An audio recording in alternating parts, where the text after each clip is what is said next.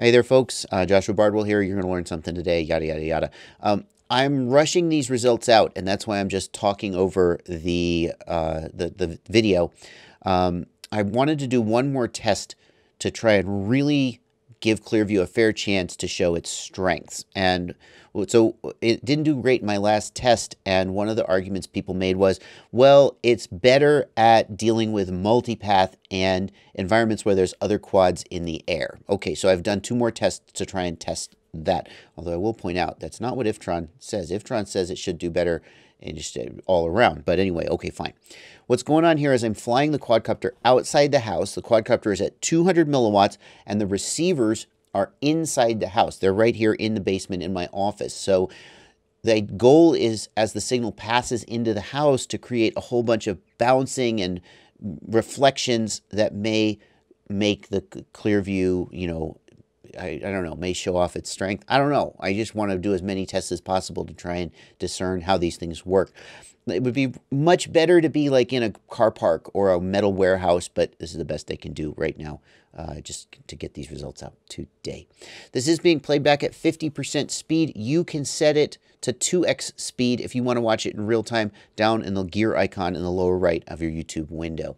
I got one more test I'm going to do after this one finishes, and that test is going to be turning on adjacent transmitters and seeing how they reject interference from adjacent devices. We'll get to that after we finish this one. Timestamp is in the video description if you want to skip ahead.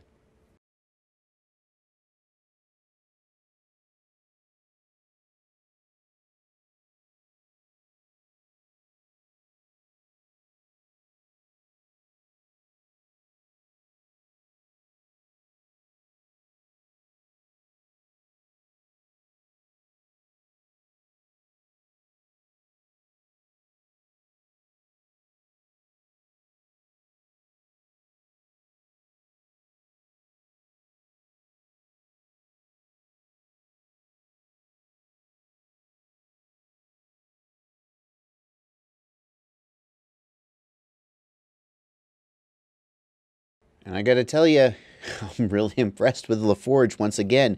Oh, by the way, may I add, I intentionally swapped antennas from the previous. I made sure that they did not get the same antennas as the previous test, to try and make sure that, like, if one of the antennas was defective or something, it would come out. And even on a different set of antennas, LaForge seems to have done really, really well.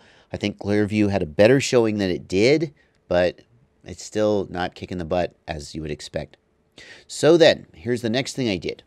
We're going to test adjacent channel rejection. No, wait, that's not what I'm doing here. Here I've just parked the quad somewhere, and I'm just leaving it sit to kind of watch how the different modules are handling the changing RF, I don't know, whatever. I just parked it somewhere and just look. We can just look at it.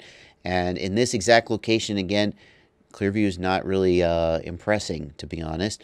Now, that could just be an unlucky bounce of the signal. The antennas are a few, inches away from each other. So in a minute, I'm going to pick up and I'm going to land somewhere else and see, if in a different location it does better. Hang on, we'll get to that.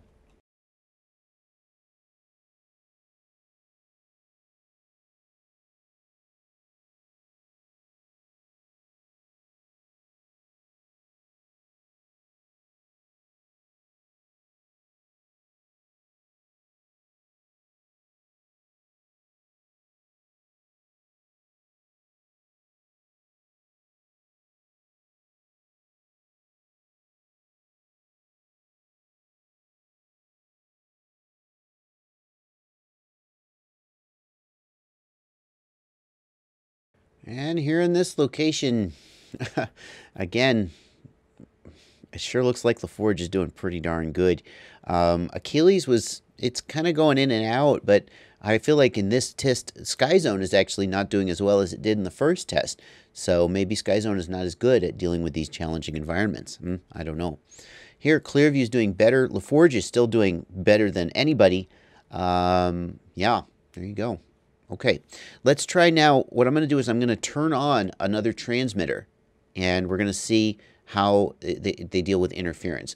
The other transmitter is at 25 milliwatts, and the frequencies in use are, this quad that you're looking at now is on Fat Shark 4, and the transmitter that I'm going to turn on is on Fat Shark 2, which is kind of, it's almost like a worst case scenario, but you know, that happens, right? Somebody turns it on in the pits, and let's see what happens.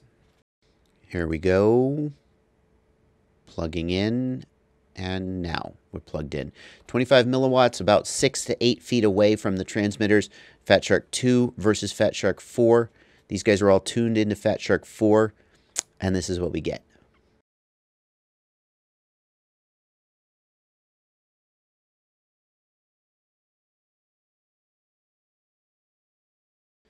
And I repeated this test several different ways, standing at different distances, and I found that the ClearView and the UBAD were always the first ones to drop out. The Achilles and the Skyzone seem to be doing a better job of hanging on and rejecting the interference from the other device. Some of you are saying, well, Fat Shark 2 to Fat Shark 4, that's unrealistic. Yeah, tell that to the guy who powered on while you were in the pits. But I also tried Fat Shark 1 and Fat Shark 4, and there, as you would expect, the performance was better, but the ClearView and the UBAD still did a little bit worse than the other two. And here I am verifying the settings on the ClearView just to make sure that it is configured optimally. There's a setting in the ClearView that controls how fast it will jump to a new signal that it detects. And for racing, you want it to set to hold and lock on to your signal as aggressively as possible. And I'm just verifying here that that is in fact set that way, and you can see that it is.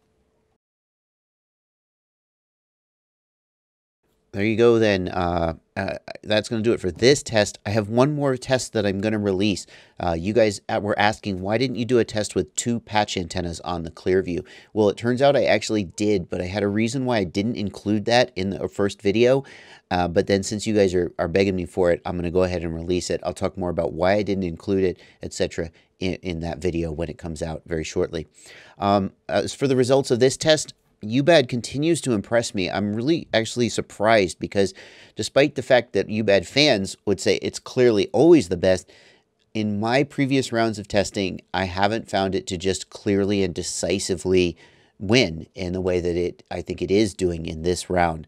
And that's really, hey, great for them. ClearView, I think it did a little bit better in this test than it did in the previous one, but I still don't think it's got the kind of, I mean, when you're paying as much of a premium as you do for ClearView, you really expect it to kind of just mop the floor with the field in every case.